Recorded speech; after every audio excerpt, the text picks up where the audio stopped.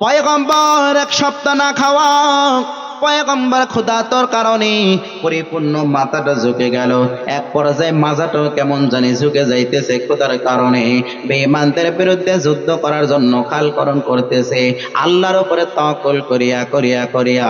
কিন্তু পয়গম্বর এক সপ্তাহ যাবৎ খানা না খাইতে খাইতে পেটের ভিতরে কোনো খাবার নাই, কোনো খাবার নাই। পয়গম্বর এক পর্যায়ে পেটের ভিতরে পাথর বেঁধে ফেললো, কয়েকটা পেটের ভিতরে পাথর বেঁধে ফেললো। এমত অবস্থার ভিতরে জাবের রাদিয়াল্লাহু আনহু তাকায় দেখে পয়গম্বর আগের মতো শক্তি নিয়ে আর আগাইতে পারে না। পয়গম্বর কেমন জানি দুর্বল হয়ে পড়তেছে। দৌড়ে বাসায় যায়। বাসার ভিতরে যাওয়ার পর স্ত্রীকে ডাক দিয়ে বলে, ও বিবি আমার, বাসার ভিতরে কোনো খাবার আসেনি? আপনারা আমার পয়গম্বর পেটের ভিতরে পাথর বেঁধেছি, এত পরিমাণে কষ্ট করতেছে। ওই জাবের রাদিয়াল্লাহু আনহুর বিবি ডাক দিয়ে বলে, স্বামী আমার, বাসার ভিতরে অল্প কিছু খাবার আছে। কয়জনের খাবার আছে? বলে 2 থেকে 3 জনের খাবার আছে। এমতো অবস্থার ভিতরে এবার জাবের রাদিয়াল্লাহু আনহু ডাক দিয়ে বলে, ও বিবি আমার, আমার ঘরের ভিতরে 2-3 জনের খাবার আছে। এই খাবার থাকা অবস্থায় আমার পয়গম্বর যদি যুদ্ধের ময়দানে না খেয়ে খেয়ে কষ্ট করে, কিয়ামতের মাঠে আমার আল্লাহ পাক যদি আমাকে জবাব দিয়ে তার কাঠ করে দাঁড়ান করায়, ও জাবের, তোমার বাসার ভেতরে খাবার ছিল কিন্তু আমার পয়গম্বর না খাওয়া অবস্থায় ছিল। আল্লাহ যদি আমাকে জিজ্ঞাসা করে তাহলে আমি বিন্দু পরিমাণে কোনো জবাব দিয়ে তা করতে পারবো না। ও বিবি আমার, দ্রুত খাবার রেডি করো, আমি যুদ্ধের ময়দানে যাওয়ার পর আমার পয়গম্বরকে আমি আমার বাড়ির মেহমান বানাবো, আমার পয়গম্বরকে আমি খাবার খাওয়াবো। দ্রুত তুমি খাবার রেডি করো। বাসায় খাবার আছে 2 থেকে 3 জনের। কয়জনের? আরো জোরে। বাসায় খাবার আছে 2 থেকে 3 জনের। জাবের রাদিয়াল্লাহু আনহু দৌড়ে চলে গেল যুদ্ধের ময়দানে। পয়গম্বরকে গিয়ে ডাক দিয়ে জানায় দেন, ও পয়গম্বর, আপনার পেটে আপনি পাথর বেঁধেছেন, আপনার এই কষ্ট দেখে আমি বিন্দু পরিমাণে সহ্য করতে পারি না। ও পয়গম্বর, আমার বাসার ভিতরে আপনাকে দাওয়াত করে দিলাম, দ্রুত আপনি প্রস্তুতি নেন, দ্রুত আপনি রেডি হয়ে যান, আমার বাসার ভিতরে আপনাকে দাওয়াত খাওয়া লাগবে। বাসায় খাবার আছে কয়জনের? 2 থেকে 3 জনের। পয়গম্বর এবার জাবের রাদিয়াল্লাহু আনহুর কথা শোনা মাত্রই পয়গম্বর বড় একটা টিলার উপরে দাঁড়িয়ে ওই যুদ্ধের ভেতরে 10,000 সাহাবীরা তারা সকলে যুদ্ধের ভেতরে কাজ করতেছে, যুদ্ধের ভেতরে সকলেই খাল খনন করতেছে। এমত অবস্থার ভেতরে পয়গম্বর একটা টিলার উপরে দাঁড়িয়ে সমস্ত সাহাবায়ে কেরামদেরকে ডাক দিয়ে জানায় দেন, ও সাহাবায়ে কেরাম, দ্রুত তোমাদের কাজকর্মগুলো তোমরা বন্ধ করে দাও। আজকে জাবেরের বাসায় তোমাদেরকে দাওয়াত দিয়েছেন সাহাবায়ে কেরামদেরকে পয়গম্বর, কিন্তু পয়গম্বরকে দাওয়াত দিয়েছেন জাবের রাদিয়াল্লাহু আনহু। জাবের রাদিয়াল্লাহু আনহু এই কথা শোনার পরে দিব্যায় কামড় দিতেছে, আই হায়, আমার বাসায় খাবার আছে 2 থেকে 3 জনের, আর পয়গম্বর দি সব সাহাবীদেরকে দাওয়াত দিয়ে দিল, 10,000 সাহাবী, কেমনে কুলাবে? টেনশন না। আমাদের বাসার ভিতরে মেহমান 2 জনের জায়গায় যদি 3 জন আসে আমাদের মাথা খারাপ হয়ে যায়। কি ব্যাপার, মেহমান আসে আর কথা 2 জন, সাথে আরেকজন বেশি এসেছে, কেমনে আমি কোলাবো? মানুষের মাথায় টেনশন আসে কি আসে না? আরো জোরে বলেন, আসে কি আসে না? টেনশন চলে আসে। জাবের রাদিয়াল্লাহু আনহু এবার কি করবে? দেখে যে পয়গম্বর 10,000 সাহাবীদেরকে দাওয়াত দিয়ে দিয়েছেন। জাবেরের মাথা গরম হয়ে গেছে, হাই হাই, কেমনে কোলাবো আমি? মাত্র 2 থেকে 3 জনের খাবার আমার বাসায়, আর পয়গম্বর 10,000 সাহাবীদেরকে দাওয়াত দিয়ে দিল, আমি কেমনে মুখ দেখাবো? আমার তো আজকে ইজ্জত থাকবে না। পয়গম্বর আমার বাসায় দাওয়াত খাইতে এসে যদি সাহাবীরা যদি না খাইতে পারে তাহলে পয়গম্বর লজ্জিত হবে কি হবে না? আরো জোরে বলেন, লজ্জিত হবে। কিন্তু আমার আল্লাহর প্রিয় হাবিব পয়গম্বর, তিনি কি আমার নবীজিকে লজ্জিত বেজ্জিত করবে? আরো জোরে বলেন, করবে না। জাবের রাদিয়াল্লাহু আনহু এবার দৌড়ে বাসার ভেতরে চলে গেল। বাসার ভিতরে যাওয়ার পর স্ত্রীকে ডাক দিয়ে বলে, ও বিবি আমার, কাম তো সারা কি বলো? বলে, আমি দাওয়াত দিলাম নবীজিকে, নবীজি দাওয়াত দিল 10,000 সাহাবীদেরকে। ওই বিবি ডাক দিয়ে বলে, স্বামী আমার, তোমার কোনো টেনশন করার প্রয়োজন নাই, তোমার কোনো চিন্তা করার প্রয়োজন নাই। তুমি দাওয়াত দিয়েছো নবীজিকে, নবীজি দাওয়াত দিয়েছে 10,000 সাহাবীদেরকে, তুমি তোমার নবীজিকে খাবার খাওয়াইবা এইটা টেনশন করো। সাহাবীদের 10,000 সাহাবীদেরকে যে খানা খাওয়াবে দাওয়াত দিয়েছেন আমার নবী, সুতরাং এইটার জিম্মাদারি নিবেন আমার আল্লাহ। বলে তোমার কোনো টেনশন করার দরকার নাই, তোমার কোনো চিন্তা করার দরকার নাই। তুমি নবীজিকে দাওয়াত দিয়েছো, তুমি টেনশন করো নবীজিকে কেমনে খাওয়াইবা। আর নবীজি যেহেতু 10,000 সাহাবীদেরকে দাওয়াত দিয়েছে, সুতরাং এইটার টেনশন আল্লাহ এবং আল্লাহ রসুল বুঝবে, এটা তোমার করা লাগবে না। এমন বিবি যদি আমাদের ঘরের ভিতরে থাকতো, তাহলে ঘরের ভিতরে অশান্তি আসতো না। স্বামীকে এমন ভাবে বোঝাইবে, স্বামীকে বিপদের সময় এমন ভাবে এমন সময় বুদ্ধি পরামর্শ দিবে। এত সুন্দর স্ত্রী, এত সুন্দর বিবি যদি আমাদের ঘরে থাকতো, তাহলে বাংলাদেশে ঘরে ঘরে আর আজকে অশান্তি থাকতো না। বাংলাদেশে ঘরে ঘরে আর মারামারি কাটাকাটি ঝগড়া ফসাদ থাকতো না। স্বামী স্ত্রীর ভিতরে, স্ত্রী স্বামীর ভিতরে কোনো মিল নাই, আছে না নাই? খালি সারাদিন ঝগড়াবাদী, সারাদিন খালি তর্ক।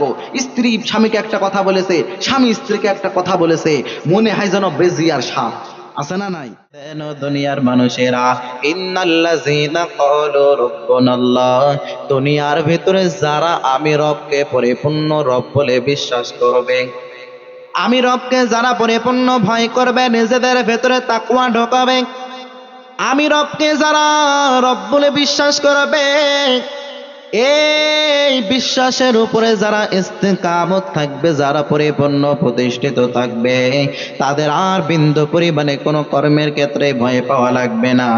মানুষগুলো সামনে অগ্রসর হইবে, সামনে অগ্রসর হইবে। বিজয় দান করে দিবেন একজন, জোরে বলেন তিনি কে?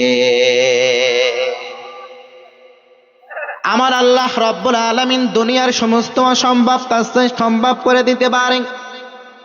ও কুড়িগ্রাম উলিপুরের মানুষ, দুনিয়ার মানুষ যেটা চায় আমার আল্লাহ না চাইলে কখনো সম্ভব না। কিন্তু আমার আল্লাহ যেটা চায় ওইটা দুনিয়ার সব মানুষ যদি না চায় তারপরও সম্ভব কি সম্ভব না? এই জন্য আল্লাহর উপরে পরিপূর্ণ তাওয়াক্কুল রাখা লাগবে, ভরসা রাখা লাগবে। আমরা দুনিয়ার মানুষ যে কোনো কাজকর্ম করার ক্ষেত্রে ওই আল্লাহর উপরে আমরা বিন্দু পরিমাণে তাকিদ রাখি না। আল্লাহর উপরে ভরসা না রাখার কারণে, আল্লাহর উপরে পরিপূর্ণ বিশ্বাস না রাখার কারণে ছোট্ট ছোট্ট কাজের ভিতরে আমরা সফলতা অর্জন করতে পারি না। পয়গম্বর আরবি সাল্লাল্লাহু আলাইহি ওয়াসাল্লাম তারাও যে কোনো কর্ম করার ক্ষেত্রে, সাহাবায়ে কেরাম রাদিয়াল্লাহু আনহু তারাও যে কোনো কর্ম করার ক্ষেত্রে একমাত্র আল্লাহর উপরে পরিপূর্ণ তারা তাওয়াক্কুল রেখেছে, ভরসা করেছে। যার কারণে বড় বড় যুদ্ধের ভিতর সাহাবায়ে কেরামদের কোনো অস্ত্র না থাকার কারণেও, সাহাবায়ে কেরামদের কোনো সরঞ্জাম না থাকা সত্ত্বেও লক্ষ বেঈমানের মোকাবেলায় সোয়া সাহাবায়ে কেরামদেরকে দিয়ে বিজয় দান করেছেন আমার আল্লাহ। আমার আল্লাহ ওইটা পারে, দুনিয়ার কেউ পারে না। ও উলিপুরের মানুষ, তাহলে দুনিয়ার ভিতরে আপনি যে কোনো কর্ম করতে যাইবেন একমাত্র আল্লাহর উপরে ভরসা আপনারা রাখা লাগবে। আপনি দুনিয়াবে কোনো কাজ করবেন এই জায়গায় আল্লাহর উপরে ভরসা রাখা লাগবে। আখিরাতের কোনো কর্ম করবেন এই জায়গায় পরিপূর্ণ আল্লাহর উপরে আপনাকে তাওয়াক্কুল রাখা লাগবে। বেঈমানরা আপনার ঈমান নষ্ট করার জন্য কত রকম ফন্দি করবে, বেঈমানরা মুসলমানদের ঈমানকে ধ্বংস করার জন্য কত রকম ছক আঁকবে, কত রকম ধন সম্পদের লোভ আপনাকে দেখাইবে। কিন্তু আপনি যদি পরিপূর্ণ পাক্কা ঈমানদার হন তাহলে বেঈমানদের খপ্পরে আপনি বিন্দু পরিমাণে পড়বেন না। বরংস বেঈমানরা যদিও আপনার শরীরের সব রক্ত ঝরায় দেয়, বেঈমানরা যদি আপনার জীবনের হুমকিতে ফেলে দেয়, ঈমানটা যদি পরিপূর্ণ মজবুত হয় তারপরও ঈমানদার ফাঁসির কাষ্টে রশি সামনে নিয়ে জানায় দেবে, ও দুনিয়ার বেঈমানেরা, আমি বিন্দু পরিমাণে আল্লাহর উপরে ভরসা আমি ছাড়তে পারি না। দুনিয়ার কোনো নেতা নেত্রীকে আমি পরিপূর্ণ আমার গুরু ঠাকুর হিসেবে মানতে পারি না। আমার মালিক আমার আল্লাহ। দুনিয়ার ভিতরে আমি কাউকে বিন্দু পরিমাণে মালিক মানতে পারি না। দুনিয়ার ভিতরে কোনো নেতা নেত্রের গোলামি আমি করতে পারি না। কারণ যারা ইমানদার, যারা মুমিন, যারা মুমিনাত, তারা গোলামি করবে একজনের। জোরে বলেন তিনি কে? যারা ইমানদার, যারা মুমিন, তারা দুনিয়ার কোনো নেতা নেত্রীর গোলামি করতে পারে না। গোলামি মুসলমান ইমানদার তো করবে আমার আল্লাহ। কারণ দুনিয়ার ভিতরে আমরা এসেছি, যত নিয়ামত পেলাম সব কিছু আমার নেতা নেত্রী দেয় নাই, আমার গুরু ঠাকুর দেয় নাই। সব কিছু নিয়ামত দিয়েছেন একজন, তিনি কে? আরো জোরে বলেন তিনি কে? আমার কথা বলার শক্তি দিয়েছেন আমার আল্লাহ। আমার এই চোখ দিয়ে দেখার শক্তি দিয়েছেন আমার আল্লাহ। আমার হাত দিয়ে কোনো কিছু ধরার শক্তি, ক্ষমতা, পাওয়ার দিয়েছেন আমার আল্লাহ। আমার এই জবান দিয়ে কথা বলার শক্তি, ক্ষমতা দিয়েছেন আমার আল্লাহ। কথা ঠিক না? যদি গোলামি করা লাগে তাহলে কার গোলামি করব? নেতা নেত্রীর গোলামি করব নাকি আল্লাহর গোলামি করব? আল্লাহর গোলামি করব। আল্লাহ পাক এতগুলো নিয়ামত আমাদেরকে দান করেছেন যা আমরা কখনো কল্পনায়ও আনতে পারবো না। আল্লাহ পাক জানায় দেন, ওয়া ইন তাউদ্দু নি'মাতাল্লাহ লা তুহসুহা। আল্লাহ পাক জানায় দেন, আমি মানুষকে এত পরিমাণে অসংখ্য নিয়ামত দান করালাম। দুনিয়ার মানুষগুলো যদি আমি আল্লাহর নিয়ামত পাওয়ার পর এই নিয়ামতগুলো যদি তারা গণনা করার চেষ্টা করে, দুনিয়ার মানুষ আমি আল্লাহর নিয়ামত গণনা করে বিন্দু পরিমাণ কখনো শেষ করতে পারবে না। আপনি আপনার চোখের দিকে তাকায় দেখেন, আপনার কানের দিকে তাকায় দেখেন। ও বৃদ্ধ বাবাজি, ও আমার কলিজার টুকরো যুবক ভাই, ও আমার পর্দার সম্মানিত মা ও বোনেরা, আপনার বয়স এখন 18 বছর, আপনার বয়স এখন 20 বছর, আপনি যুবক মানুষ, আপনি যুবতী মানুষ। কিন্তু মানুষ দেখবেন বৃদ্ধ হওয়ার পর যৌবনকালে চোখে যেমন পাওয়ার ছিল, বৃদ্ধ হওয়ার পরে এই পাওয়ার আর থাকে না। আছে না নাই? বৃদ্ধ হওয়ার পরে চোখ দিয়ে দূরের জিনিস দেখতে পারে না। যৌবনকালে দূরের জিনিস দেখতে পায় তো। যৌবনকালে কেউ আস্তে আস্তে কথা বললে ওটা শুনতে পারতো, কিন্তু বৃদ্ধ হওয়ার পরে এটা শুনতে পারে না, দূরের জিনিস দেখতে পারে না। রে বান্দা, ও আল্লাহর গোলামেরা, বৃদ্ধ হওয়ার পরে যখন চোখের পাওয়ার নষ্ট হয়ে যাইবে, এমতো অবস্থার ভিতরে যদি আল্লাহর কাছে বলো, আল্লাহ আমার চোখের পাওয়ার তুমি যৌবনকালের মতো করে দাও, আমার আল্লাহ আর দেবে নাকি? হ্যাঁ, আমার আল্লাহর দেবে না। কারণ আল্লাহ পাক জানিয়ে দেন, আমি মানুষের সমস্ত নিয়ামত গুলো দেওয়ার পর মানুষ যদি নিয়ামতের কদর করে আমি আল্লাহ বৃদ্ধি করে দিই, আর যদি নিয়ামতের কদর না করে আমি আল্লাহ ধীরে ধীরে ধীরে ধীরে কমায় দিই। ও আল্লাহর গোলামেরা, যৌবনকালে চোখ পেয়ে গেলাম নিয়ামত, যৌবনকালে কান পেয়ে গেলাম নিয়ামত, যৌবনকালে সব পেয়ে গেলাম আল্লাহর নিয়ামত।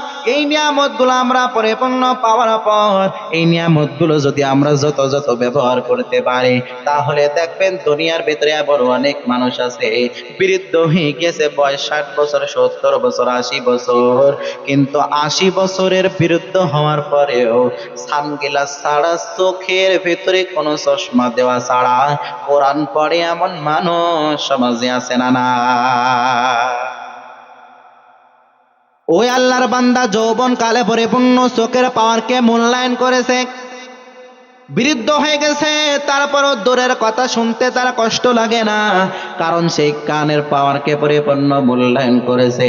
ও কুড়িগ্রামের মানুষেরা, তাহলে আল্লাহর নিয়ামতকে যদি আমরা যথাযথভাবে যদি ব্যবহার না করতে পারি, তাহলে এই নিয়ামত আল্লাহ তাআলা আমাদের থেকে পরিপূর্ণ ছিনিয়ে নেবে। রে বান্দা, দুনিয়ার ভিতর আল্লাহ রাব্বুল আলামিন আমাদেরকে জান কিছু দিলেন, সবগুলো আমাদের আমানত। এই সম্পদগুলো যদি আমরা পরিপূর্ণ আমরা যদি কাজের মতো কাজে লাগাইতে পারি, তাহলে এইগুলো আরো আমার আল্লাহ বৃদ্ধি করে দেবেন। আর যদি কাজে না লাগাইতে পারি, তাহলে আবার আল্লাহ ধীরে ধীরে ধ্বংস করে দিবে। রে বান্দা, ও আল্লাহর বান্দারা, তাহলে সাহাবায়ে কেরাম দুনিয়ার ভিতরে চলার ক্ষেত্রে একমাত্র আল্লাহর উপরে ভরসা করেছেন, যার কারণে আল্লাহর উপরে তাওয়াক্কুল করার কারণে আল্লাহ রাব্বুল আলামিন সব জায়গায় সাহাবায়ে কেরামদেরকে বিজয় দান করেছেন নবী করিম সাল্লাল্লাহু আলাইহি ওয়াসাল্লাম এবং সমস্ত রাসূল পয়গম্বর তারা দুনিয়ার সব কর্ম করার ক্ষেত্রে আমার আল্লাহর উপরে পরিপূর্ণ তাওয়াক্কুল করার কারণে আমার আল্লাহ সব কাজের ভিতরে তাদেরকে বিজয় দান করে দিলেন। ও অলিপুরের মুসলমানেরা, আপনারাও যদি আল্লাহর উপরে তাওয়াক্কুল করেন, আপনারাও যদি আল্লাহর উপরে ভরসা রাখেন, তাহলে ওই আল্লাহ আমাদের বিজয় দিতে পারেন কি পারেন না? আতিনা ফি দারে দুনিয়া না হাসান, আতিনা ফি দারে উকবানা হাসান, ইয়া গিয়াসাল মুস্তাগিসিন নাহদিনা লিফতিকার বিল উলুমি ওয়াল গিনা। হর গরিদে নেকে তো তৈয়ার হায়, जो ना मांगे उच्च तो বেজার হয়। তাহলে আমরা দুনিয়ার ভিতরে সমস্ত কাজকর্মের ভিতরে সমস্ত কাজকর্ম করার ক্ষেত্রে ভরসা রাখবো একজনের উপরে। জোরে বলেন ওনার নাম কি? সাহাবায়ে কেরাম রাদিয়াল্লাহু আনহু তাদেরকে নিয়ে পয়গম্বর যখন যুদ্ধের ভেতরে রওনা করলেন, আপনার আমার পয়গম্বর রাহমাতুল লিল আলামিন যিনি বেঈমানদের মোকাবেলায় শক্ত অবস্থান নিয়েছেন, কারণ বেঈমানরা পয়গম্বরের দুশমন। বেঈমানরা চায় এই জমিনের ভিতরে যেন ইসলাম প্রতিষ্ঠিত না হোক। বেঈমানরা এটা চায় না যে আল্লাহর জমিন আল্লাহর দিন বাস্তবায়ন হোক, এটা বেঈমানরা চায় না। বেঈমানরা আমার আল্লাহর সাথে শরীক করে, কিন্তু দুনিয়ার কোন মানুষ আমার আল্লাহর সাথে শরীক করতে পারে না। যার কারণে বেঈমানরা ছিল আমার পয়গম্বরের বড় দুশমন। আপনারা আমার পয়গম্বর সুন্দর আদর্শ লইয়া লইয়া সামনে আগায় গিয়েছে। বেঈমানরা আপনারা আমার পয়গম্বরকে এত পরিমাণে কষ্ট দিল, কালেমার দাওয়াত দেওয়ার কারণে এত পরিমাণে অত্যাচার আর জুলুম করলো। তারপরও আপনারা আমার পয়গম্বর বিন্দু পরিমাণে কিন্তু পিছপা হয় নাই, বরংস একজনের উপরে উনি ভরসা করে আগায় গিয়েছেন। জোরে বলেন ওনার নাম কি? আপনার আমার পয়গম্বর তায়েফের জমিনের ভেতরে কি পরিমাণে রক্তাক্ত হলেন। ও তায়েফের বড় বড় বেঈমান আপনার আমার পয়গম্বরকে কালেমার দাওয়াত দেওয়ার কারণে কি পরিমাণে অত্যাচার আর জুলুম করলো। তায়েফবাসী আপনার আমার পয়গম্বরের উপরে কি পরিমাণে আক্রমণ করলো। হাদিসের ভিতরে এসেছে পয়গম্বর যখন তায়েফবাসীদেরকে যখন কালেমার দাওয়াত দিতে যায়, পয়গম্বরের পেছনে কোনো বডিগার্ড নাই, পয়গম্বরকে প্রটোকল দেওয়ার মতো, পয়গম্বরকে পরিপূর্ণ নিরাপত্তা দেওয়ার মতো তেমন কোনো সাহাবীও নাই। কিন্তু পয়গম্বর বেঈমানদের বড় বড় মজমার ভিতরে, পয়গম্বর বেঈমানদের সমস্ত জায়গার ভিতরে গিয়ে কালেমার দাওয়াত দিয়েছেন আল্লাহর উপরে তাওয়াক্কুল করিয়া করিয়া। তায়েফবাসীরা আপনার আমার পয়গম্বরকে কি পরিমাণে অত্যাচার আর জুলুম করলো। হাদিসের ভিতরে আসছে পয়গম্বরকে এত পরিমাণে পাথর মারা শুরু করে দিল। তায়েফবাসীদের ভিতরে ছোট্ট ছোট্ট বাচ্চারা আপনার আমার পয়গম্বরকে থুতু নিক্ষেপ করা শুরু করে দিল। আপনার আমার পয়গম্বরকে এত পরিমাণে অত্যাচার জুলুম করা শুরু করে দিল। তারপরও আপনার আমার পয়গম্বর বিন্দু পরিমাণে কালেমার দাওয়াত দেওয়া বন্ধ করে নাই। আপনার আমার পয়গম্বরকে তায়েফের বেঈমানরা রক্তাক্ত করলো, এত পরিমাণে আপনার আমার পয়গম্বরকে দুর্বল করে ফেললো। তারপরও পয়গম্বর আল্লাহর উপরে ভরসা বিন্দু পরিমাণে ছাড়ে নাই। ও আল্লাহর বান্দারা, ওই পয়গম্বর কালেমার দাওয়াত দিতে দিতে দিতে দিতে দিতে দিতে বেঈমানরা তেমন কালেমার দাওয়াত গ্রহণ করে না। এক পর্যায়ে আপনার আমার পয়গম্বর তার নিজের চাচা আবু তালেবকেও কালেমার দাওয়াত দিতে লাগলো, কিন্তু আবু তালেব বিন্দু পরিমাণে কালেমার দাওয়াত গ্রহণ করে না। আপনার আমার পয়গম্বরের সংস্পর্শে থেকে আপনার আমার পয়গম্বরের সাথে চলাফেরা করে, তারপরও আপনার আমার পয়গম্বরকে তারা চিনতে পারলো না। ওই পয়গম্বর যখন কালেমার দাওয়াত দেয়, পয়গম্বর এক পর্যায়ে নিজের ধৈর্যটা একটু হারায় ফেললো। পয়গম্বর একটু পরিপূর্ণ নিজেকে একটু দুর্বল ভেবে নিল, নিজে কেমন জানি নিজেকে ছোট্ট মনে করে ফেললো। এত কষ্ট করে আমি কালেমার দাওয়াত দিতেছি, কিন্তু কালেমার দাওয়াত গ্রহণ করে না। এমনকি আমার আপন চাচা আবু তালেব সে কালেমার দাওয়াত গ্রহণ করে না। এক পর্যায়ে পয়গম্বর নিজেকে ছোট্ট মনে করা শুরু করে দিল। পয়গম্বর বড্ড টেনশনে পড়ে গেল। পয়গম্বরের মন ভেঙে গেল। আল্লাহ পাক কোরআনের ভিতরে আয়াত নাযিল করে জানায় দেন, ও পয়গম্বর বিন্দু পরিমাণে কোনো তোমার টেনশন করা লাগবে না। ইন্নাকা লা তাহদি মান আহবাবতা ওয়ালাকিন্নাল্লাহ ইয়াহদি মান ইয়াশা। চিল্লায়ে পড়েন আল্লাহু আকবার। আল্লাহ পাক জানায় দিলেন, ও পয়গম্বর, দুনিয়ার ভিতরে আমি তোমাকে পাঠিয়েছি মানুষকে কালেমার দাওয়াত দেওয়ার জন্য। তোমাকে তো হেদায়েত দেওয়ার কোনো জিম্মাদারি দেওয়া হয় নাই।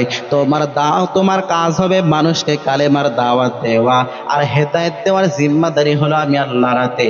ইন্নাকা লা তাহদি মান আহবাবতা, তোমার হাতে হেদায়েতের জিম্মাদারি দেওয়া হয় নাই। তুমি যতই চেষ্টা করো না কেন, আমি আল্লাহ যদি না চাই, তোমার আপন চাচা কেন, আরো ঘনিষ্ঠ কেউ যদি থাকে তারাও হেদায়েত পাবে না। আর আমি আল্লাহ যদি চাই, তোমার আপন চাচা কেন। বেলাল রাদিয়াল্লাহু আনহু পয়গম্বরের বংশের কেউ না। ওমর রাদিয়াল্লাহু আনহু পয়গম্বরের বংশের কেউ না। অনেক দূরের মানুষ হওয়া সত্ত্বেও বেলাল সহ ওমর সহ তারা হেদায়েত পেয়েছে কি পায়নি? আরো জোরে বলেন। বেলাল রাদিয়াল্লাহু আনহু হেদায়েত পেয়ে গেল, ওমর রাদিয়াল্লাহু আনহু হেদায়েত পেয়ে গেল। তাহলে হেদায়েত কোন মানুষের হাতে আল্লাহ দেয় নাই, হেদায়েত কোন নবী রাসূলদের হাতে আল্লাহ দেয় নাই। হেদায়েতের জিম্মাদারি একজনের হাতে। জোরে বলেন তিনি কে? আমার আল্লাহর হাতে পরিপূর্ণ হেদায়েতের জিম্মাদারি। আজকে আমি এখানে বসে বয়ান করতেছি, আমার বয়ানে যে সকলে হেদায়েত পাবে বিষয়টি এমন নয়। আমার কথাই যে সকলেই ফায়দা নিতে পারবে বিষয়টি এমন নয়। ফায়দা আল্লাহ পাক যাকে নেওয়ার মতো তৌফিক দিবে, আল্লাহ পাক যার কপালে হেদায়েত রাখবে একমাত্র সেই হেদায়েত পাবে, বাদ বাকি আর কেউ হেদায়েত পাবে না। সাহাবায়ে কেরাম রাদিয়াল্লাহু আনহুম পয়গম্বর সহ যুদ্ধের ভিতরে পরিপূর্ণ সরঞ্জাম নিয়ে শুরু করে দিল। যুদ্ধের ময়দানে বেঈমানদের সাথে যুদ্ধ করার সময় আপনার আমার পয়গম্বর খাল খনন করা শুরু করে দিলেন সাহাবায়ে কেরামদেরকে লইয়া। এমতো অবস্থার ভিতরে মরুভূমির ভিতরে খাল খনন করতেছে, যেন বেঈমানরা আমাদের মুসলমানদের উপরে আক্রমণ না করতে পারে। এই পরিস্থিতির ভেতরে বেঈমানরা তারা অগ্রসর হইতে লাগলো। আপনার আমার পয়গম্বর রাহমাতুল লিল আলামিন, যেই পয়গম্বরকে আল্লাহ পাক রাহমাতুল লিল আলামিন বলে উপাধি দিয়েছেন, সাইয়্যিদুল মুরসালিন বলে উপাধি দিয়েছেন, ওই পয়গম্বর পরিপূর্ণ মরুভূমির ভিতরে পরিপূর্ণ গর্ত খনন করা শুরু করে দিলেন, পরিপূর্ণ খাল খনন করা শুরু করে দিলেন। মরুভূমির ভিতরে পাথরের বড় জায়গা, পাথরগুলো সরাইতে সরাইতে খাল খনন করতেছে, বেঈমানরা যেন এই পাশে না আসতে পারে। কিতাবের ভিতরে এসেছে পয়গম্বর একদিন নয়, 2 দিন নয়, 3 দিন নয়, প্রায় 1 সপ্তাহ যাবৎ কোনো খাবারও খান নাই। অল্প কিছু খেজুর লইয়া গিয়েছেন যুদ্ধের ময়দানে, কিন্তু খেজুরগুলো শেষ হয়ে গিয়েছে। ভালো করে মনোযোগ দিয়ে একটু বোঝার চেষ্টা করবেন। আল্লাহর উপরে তাওয়াক্কুল রাখার কেমন ফজিলত, আল্লাহর উপরে ভরসা রাখার কেমন ফজিলত। পয়গম্বর 1 সপ্তাহ না খাওয়া, পয়গম্বর ক্ষুধার্তর কারণে পরিপূর্ণ মাথাটা ঝুঁকে গেল। এক পর্যায়ে মাথাটাও কেমন জানি ঝুঁকে যাইতেছে ক্ষুধার কারণে। বেঈমানদের বিরুদ্ধে যুদ্ধ করার জন্য খাল খনন করতেছে আল্লাহর উপরে তাওয়াক্কুল করিয়া করিয়া করিয়া। কিন্তু পয়গম্বর 1 সপ্তাহ যাবৎ খানা না খাইতে খাইতে পেটের ভিতরে কোনো খাবার নাই, কোনো খাবার নাই। পয়গম্বর এক পর্যায়ে পেটের ভিতরে পাথর বেঁধে ফেললো, কয়েকটা পেটের ভিতরে পাথর বেঁধে ফেললো। এমত অবস্থার ভিতরে জাবের রাদিয়াল্লাহু আনহু তাকায় দেখে পয়গম্বর আগের মতো শক্তি নিয়ে আর আগাইতে পারে না। পয়গম্বর কেমন জানি দুর্বল হয়ে পড়তেছে। দৌড়ে বাসায় যায়। বাসার ভিতরে যাওয়ার পর স্ত্রীকে ডাক দিয়ে বলে, ও বিবি আমার, বাসার ভিতরে কোনো খাবার আসেনি। আপনারা আমার পয়গম্বর পেটের ভিতরে পাথর বেঁধেছি, এত পরিমাণে কষ্ট করতেছে। ওই জাবের রাদিয়াল্লাহু আনহুর বিবি ডাক দিয়ে বলে, স্বামী আমার, বাসার ভিতরে অল্প কিছু খাবার আছে। কয়জনের খাবার আছে? বলে 2 থেকে 3 জনের খাবার আছে। এমতো অবস্থার ভিতরে এবার জাবের রাদিয়াল্লাহু আনহু ডাক দিয়ে বলে, ও বিবি আমার ঘরের ভিতরে 2-3 জনের খাবার আছে। এই খাবার থাকা অবস্থায় আমার পয়গম্বর যদি যুদ্ধের ময়দানে না খেয়ে খেয়ে কষ্ট করে, কিয়ামতের মাঠে আমার আল্লাহ পাক যদি আমাকে জবাব দিয়ে তার কাঠ করে দাঁড়ান করায়, ও জাবের তোমার বাসার ভেতরে খাবার ছিল কিন্তু আমার পয়গম্বর না খাওয়া অবস্থায় ছিল। আল্লাহ যদি আমাকে জিজ্ঞাসা করে তাহলে আমি বিন্দু পরিমাণে কোনো জবাব দিয়ে তা করতে পারবো না। ও বিবি আমার দ্রুত খাবার রেডি করো, আমি যুদ্ধের ময়দানে যাওয়ার পর আমার পয়গম্বরকে আমি আমার বাড়ির মেহমান বানাবো, আমার পয়গম্বরকে আমি খাবার খাওয়াবো। দ্রুত তুমি খাবার রেডি করো। বাসায় খাবার আছে 2 থেকে 3 জনের। কয়জনের? আরো জোরে। বাসায় খাবার আছে 2 থেকে 3 জনের। জাবের রাদিয়াল্লাহু আনহু দৌড়ে চলে গেল যুদ্ধের ময়দানে। পয়গম্বরকে গিয়ে ডাক দিয়ে জানায় দেন, ও পয়গম্বর, আপনার পেটে আপনি পাথর বেঁধেছেন, আপনার এই কষ্ট দেখে আমি বিন্দু পরিমাণে সহ্য করতে পারি না। ও পয়গম্বর, আমার বাসার ভিতরে আপনাকে দাওয়াত করে দিলাম, দ্রুত আপনি প্রস্তুতি নেন, দ্রুত আপনি রেডি হয়ে যান, আমার বাসার ভিতরে আপনাকে দাওয়াত খাওয়া লাগবে। বাসায় খাবার আছে কয়জনের? 2 থেকে 3 জনের। পয়গম্বর এবার জাবের রাদিয়াল্লাহু আনহুর কথা শোনা মাত্রই পয়গম্বর বড় একটা টিলার উপরে দাঁড়িয়ে ওই যুদ্ধের ভেতরে 10,000 সাহাবীরা তারা সকলে যুদ্ধের ভেতরে কাজ করতেছে, যুদ্ধের ভেতরে সকলেই খাল খনন করতেছে। এমত অবস্থার ভেতরে পয়গম্বর একটা টিলার উপরে দাঁড়িয়ে সমস্ত সাহাবায়ে কেরামদেরকে ডাক দিয়ে জানায় দেন, ও সাহাবায়ে কেরাম, দ্রুত তোমাদের কাজকর্মগুলো তোমরা বন্ধ করে দাও। আজকে জাবেরের বাসায় তোমাদেরকে দাওয়াত দিয়েছেন সাহাবায়ে কেরামদেরকে পয়গম্বর, কিন্তু পয়গম্বরকে দাওয়াত দিয়েছেন জাবের রাদিয়াল্লাহু আনহু। জাবের রাদিয়াল্লাহু আনহু এই কথা শোনার পরে দিব্যাই কামড় দিতেছে, আই হাই, আমার বাসায় খাবার আছে 2 থেকে 3 জনের, আর পয়গম্বর দি সব সাহাবীদেরকে দাওয়াত দিয়ে দিল 10,000 সাহাবী, কেমনে কুলাবে? টেনশন না।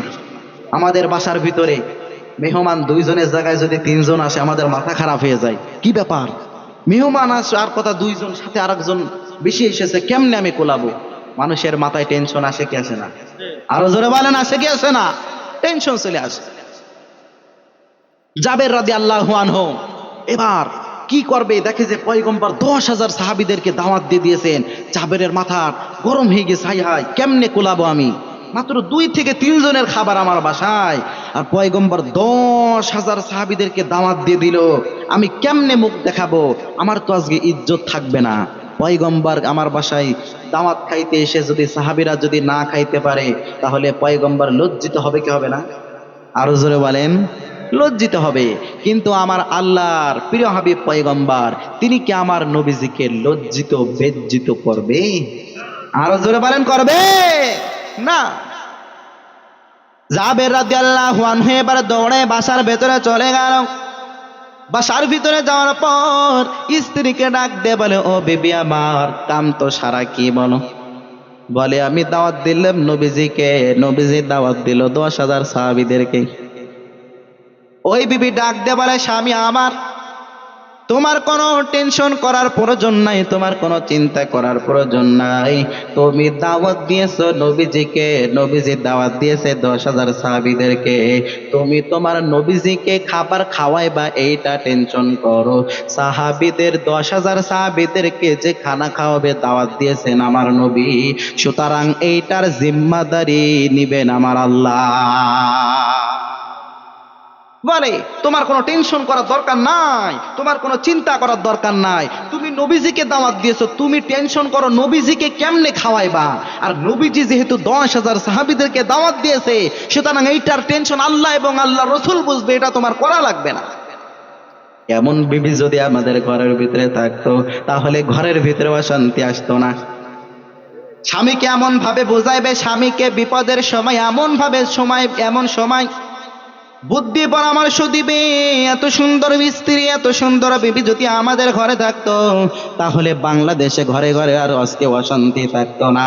বাংলাদেশে ঘরে ঘরে আর মারামারি কাটাকাটি ঝগড়া ফসাদ থাকতো না। স্বামী স্ত্রীর ভিতরে, স্ত্রী স্বামীর ভিতরে কোনো মিল নাই, আছে না নাই? খালি সারাদিন ঝগড়াবাদী, সারাদিন খালি তর্ক। স্ত্রী স্বামীকে একটা কথা বলেছে, স্বামী স্ত্রীকে একটা কথা বলেছে, মনে হয় যেন বেজি আর সাপ, আছে না নাই? দুইজনের ভিতরে বনে না। স্বামী স্ত্রীর একটা কথা বললে স্ত্রী রাগান্বিত হয়ে যায়, একেবারে ফুলে কোলাব্যাং হয়ে যায়। হ্যাঁ, স্ত্রী স্বামীর একটা কথা বললে স্বামীও ফুলে একেবারে কোলাব্যাং হয়ে যায়। কেউ কাউরের সহ্য করতে পারে না। এই রোগ সমাজের ভিতরে আছে না নাই? কিন্তু জাবের রাদিয়াল্লাহু আনহুর মতো, তার মতো স্ত্রী যদি আমাদের ঘরে ঘরে থাকতো, তাহলে ঘরে ঘরে পরিপূর্ণ শান্তির বাতি জ্বলতো, ঘরে ঘরে পরিপূর্ণ শান্তি চলে আসতো রে বান্দা। ও আমার কুড়িগ্রামের অলিপুরের মানুষেরা, ঘরের ভিতরে এমন সুন্দর একটা স্ত্রী যদি আপনি আনতে পারেন, শুধু চেহারা সুন্দর হলে হবে না, মনটাও সুন্দর হওয়া লাগবে রে বান্দা। বিবাহ করার সময় আমরা আগে দেখি ধন সম্পদ আসেনি, বিবাহ করার সময় মানুষ দেখে এক বাপের এক বেটি আছে, কথা ঠিক না? বিবাহ করার সময় যুবক পোলাপান তো পাগল, দেখে এক বাপের এক বেটি হবে, কোনো ছেলে টেলে কিচ্ছু থাকবে না। আমি জামাই হলো আমার শ্বশুরের ছেলে হিসেবে থাকবো, শ্বশুরে যা আছে সব কিছু আমি পাবো, চিন্তাধারাই হলো আমাদের ভিতরে, কথা ঠিক না?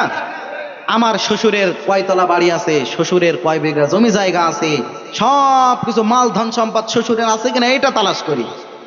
আর দেখি হলো মেয়ে সুন্দরী কিনা। দুই ধরনের যুবক বর্তমান দুইটা জিনিসের পাগল। একটা হলো ওই স্ত্রী আর কিছু আছে কিনা এটা দেখে না, খালি চেহারা দেখবে। আর কেউ আছে চেহারা থাকে না, না থাক, দেখে যে শ্বশুরের জায়গা জমি বাড়ি ঘরদোর বাড়ি আছে কিনা এটা দেখে। বর্তমান যুব সমাজ হলো এই দুইটা জিনিসের পাগল। আর এই দুইটা জিনিস দেখে যারা বিবাহ করে, তাদের সংসারের ভিতরে আজকে অশান্তি আর গজব চলে আসে, ঠিক কিনা বলে? এজন্য যুবক ভাইরা, বিবাহ করার সময় দেখতে হবে আপনার স্ত্রী দিনদার কিনা, তার ভিতরে আল্লাহর ভয় আছে কিনা, সে পর্দা করে চলাফেরা করে কিনা, তার ভিতরে কোরআন আছে কিনা, সে কোরআন পড়তে পারে কিনা, তার ফ্যামিলি মর্যাদা সম্পন্ন কিনা, এটা আপনাকে দেখা লাগবে। আপনার শ্বশুর যদিও কোনো টাকা পয়সার মালিক না, শ্বশুর যদিও গরিব হয়, কিন্তু আপনার স্ত্রী যদি দিনদার হয়, তারপরও সংসারের ভিতরে বরকত দিতে পারেন তিনি কে?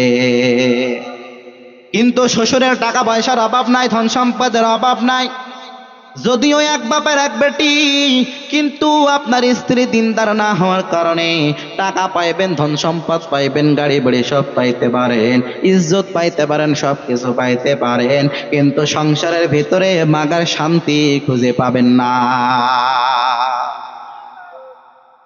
ও আল্লাহর গোলামেরা, তাহলে সাহাবায়ে কেরামদের স্ত্রী তারা দিনদার ছিল, তাদের ভিতরে কোরআনের গান ছিল।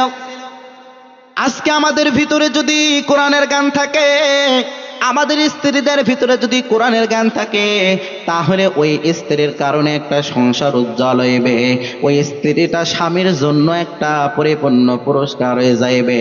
দুনিয়ার ভিতরে যার বউ ভালো, যার বউ স্ত্রী দিনদার, তার জন্য দুনিয়াটা জান্নাত। আর যার স্ত্রী দিনদার না, যার স্ত্রী স্বামীর খেদমত করে না, ওই স্ত্রীটা স্বামীর জন্য দুনিয়াটা জাহান্নাম। সংসারের ভিতরে জ্বলিয়ে পুড়ে ছাই ছাই হয়ে যায়। একটু ভেবে দেখেন, আপনার স্ত্রী যদি দিনদার হয়, আপনি বাসার ভিতরে এসেছেন অনেক কষ্ট করে পরিশ্রম করে, আপনার স্ত্রী যদি আপনার সাথে একটু ভালোভাবে কথা বলে, তাহলে সারাদিন আপনি যত পরিশ্রম করেন না কেন, সব পরিশ্রম সব ক্লান্তি কিন্তু দূর হয়ে যায়, কথা ঠিক না বা ঠিক? কিন্তু আপনি কষ্ট করে পরিশ্রম করে আপনি বাসার ভিতরে এসেছেন, এসে যদি দেখেন যে স্ত্রীর মুখ একেবারে হুম হেরে এসে, স্ত্রী আপনার সাথে কথা বলছে না, আপনি কথা বলছেন, স্ত্রী রেগে ফায়ার হয়ে যাচ্ছে, তাহলে সারাদিন আপনি যত পরিশ্রম করেছেন, কষ্ট করেছেন, সব কষ্ট এক জায়গায় করলে আপনাকে যতটা ক্লান্তি দেবে, এর থেকে আরো বেশি ক্লান্তি, বেশি আপনি কষ্ট পাবেন বাসার ভিতরে স্ত্রীকে যদি এসে দেখেন সে মুখ কালো করে রয়েছে, মুখ হুম করে রয়েছে, তাহলে স্বামীরা, ছেলেরা কিন্তু আরো বেশি কষ্ট পায়, ঠিক না? এই জন্য এমন একটা স্ত্রী ঘরের ভেতরে আনা লাগবে, যে বিপদের সময় আপনার পাশে থাকবে। হযরত জাবের রাদিয়াল্লাহু আনহু সে যখন টেনশনে পড়ে গেলেন, 1000 না 10,000 সাহাবীদেরকে আমি কেমনে খাওয়াবো, জাবের রাদিয়াল্লাহু আনহুকে তার স্ত্রী সান্ত্বনা দিতেছে, রে বান্দা, জাবের রাদিয়াল্লাহু আনহুর স্ত্রীর কেমন ঈমানের পাওয়ার, সাহাবায়ে কেরাম রাদিয়াল্লাহু আনহু তাদের স্ত্রীদের এমন পাওয়ার, সাহাবীদের কেমন পাওয়ার, তারা বিন্দু পরিমাণে আল্লাহর সাথে কাউকে শরীক করে না রে বান্দা। সাহাবায়ে কেরামদের এমন ঈমানের পাওয়ার, সাহাবায়ে কেরাম বিন্দু পরিমাণে তারা ঈমানটাকে বিক্রি করে না। কিন্তু আমরা বাঙালি মুসলমান, আমাদের ঈমানটা হলো 500 টাকা মূল্য। আমাদের ঈমান নির্বাচনের আগে এক কাপ চায়ের কাছে আমরা বিক্রি করে দিই। আমাদের ঈমান নির্বাচনের আগে 500 টাকার একটা কড় করে নোটের কাছে আমরা বিক্রয় করে দিই। আমাদের আমানতের দায়িত্বটা আমরা 1000 টাকা নোটের কাছে আমরা বিক্রয় করে দিই। এক বস্তা রিলিফের চাউলের কাছে আমাদের ঈমানটা আমরা বিক্রয় করে দিই রে বান্দা। ও আল্লাহর বান্দা, এমন ঈমান নিয়ে সামনে আগাইলে বিন্দু পরিমাণে হবে না। আল্লাহ রাব্বুল আলামিন জানায় দেন, ও দুনিয়ার মানুষ, তোমরা যদি জান্নাত পাইতে চাও তাহলে দুইটা গুণে তোমাদের গুণান্বিত হওয়া লাগবে। এক নম্বরে আমি আল্লাহর উপরে তোমাদেরকে পরিপূর্ণ ঈমান আনা লাগবে। দুই নম্বরে পরিপূর্ণ নেক আমল তোমাদেরকে করা লাগবে। আল্লাহ পাক জানায় দেন, ইন্নাল্লাযীনা আমানু ওয়া আমিলুস সালিহাত কানাত লাহুম জান্নাতুল ফিরদাউসি নুজুলা। চিল্লায়ে পড়েন আল্লাহু আকবার। আল্লাহ পাক জানায় দেন, দুনিয়ার ভিতরে যারা ঈমান আনবে, যারা আমি আল্লাহর উপরে পরিপূর্ণ বিশ্বাস আনবে, 2 নম্বরে যারা নেক আমল করে আসবে, তাদের জন্য আমি আল্লাহ ওয়াদা করে দিলাম জান্নাতুল ফেরদাউস। জান্নাত হলো 8টা, এই জান্নাত 8টার ভিতরে সবথেকে বড় জান্নাতের নাম হলো জান্নাতুল ফেরদাউস। দুনিয়ার ভিতরে যাদের ভিতরে 2টা গুণ থাকবে, 1 নম্বরে ঈমান, 2 নম্বরে নেক আমল, এই 2টা গুণের অধিকারী যারা হইতে পারবে তাদেরকে জান্নাত দেওয়ার ওয়াদা করেছেন একজন, তিনি কে? আরো জোরে বলেন। দুনিয়ার মানুষ ওয়াদা দিয়ে ওয়াদা ভঙ্গ করতে পারে, কিন্তু আমার আল্লাহ ওয়াদা দিয়ে ওয়াদা ভঙ্গ করেনি। আরো জোরে বলেন। দুনিয়ার মানুষ কথা দিয়ে কথার খেলাপ করতে পারে, কিন্তু আমার আল্লাহ কখনো কথা দিয়ে কথার খেলাপ করে না। ও কুড়িগ্রামের মানুষ, তাহলে আমরা সকলে জান্নাতে যেতে চাই। জান্নাত যদি আমরা পাইতে চাই তাহলে 1 নম্বরে আপনার আনা লাগবে আল্লাহর উপরে ঈমান আনা লাগবে। 2 নম্বরে নেক আমল আপনাকে পরিপূর্ণ করা লাগবে। এই 2টা গুণের অধিকারী যদি আমরা হইতে পারি তাহলে আল্লাহ পাক জানায় দেন, কানাত লাহুম জান্নাতুল ফিরদাউসি নুজুলা, তাদেরকে আমি আল্লাহ জান্নাতের মেহমান বানায় দেব। চিল্লায়ে পড়েন সুবহানাল্লাহ।